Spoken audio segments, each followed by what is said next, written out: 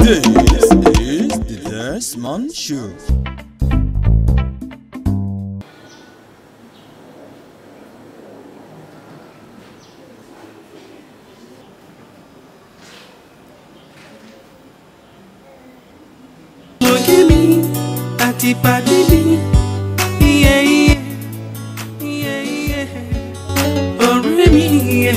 Desmond!